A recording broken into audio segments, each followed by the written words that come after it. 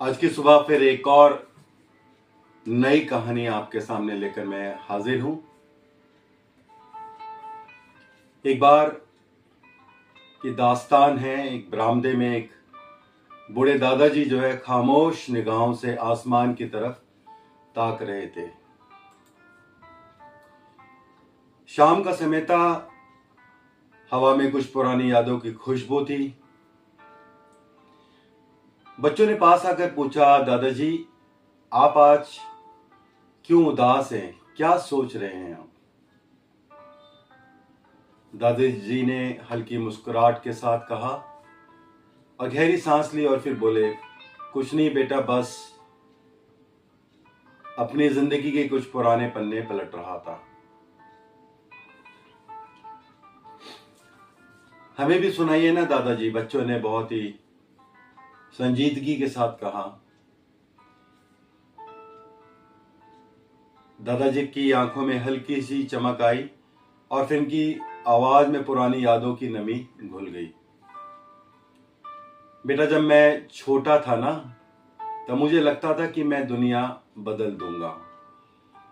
मेरे ख्याल आसमान से ऊंचे थे। मेरी सोच की कोई हद नहीं थी।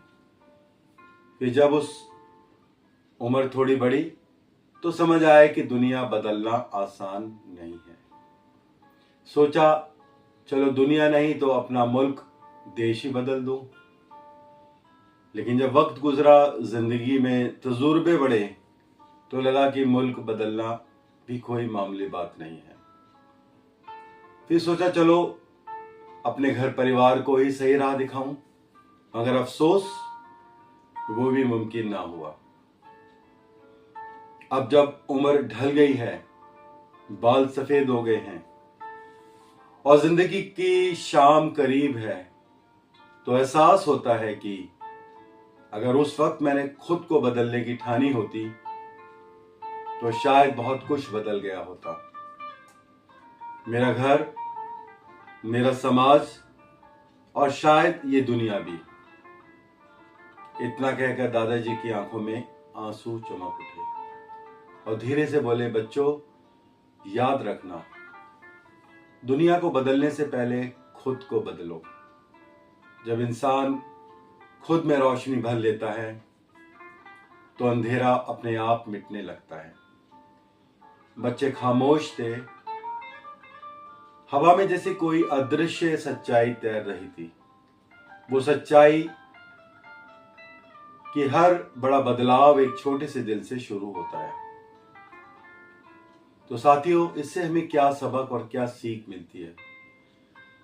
हम सब दुनिया में दुनिया को बदलने की ताकत रखते हैं, हम सब, पर इसकी शुरुआत खुद के अंदर से होती है। अगर मैं और आप अपनी सोच को साफ कर लें, अपने इरादों को मजबूत कर लें, अपने इरादों में हम पॉजिटिव विचार ले आए,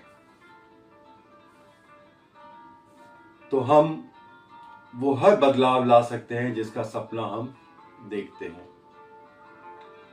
खुद वो बदलाव बनो जो दुनिया में हम देखना चाहते हैं।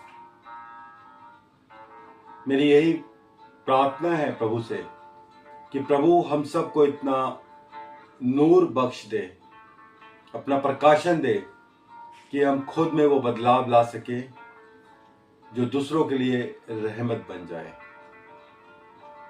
इस छोटी कहानी के द्वारा हमें समझ और सीख मिले और जो भी इसके पीछे एक गूढ़ संदेश है उसको हम लोग समझने वाले हो सके। प्रभु आप सबको और मुझे भी बहुत आशीष दे। नमस्कार।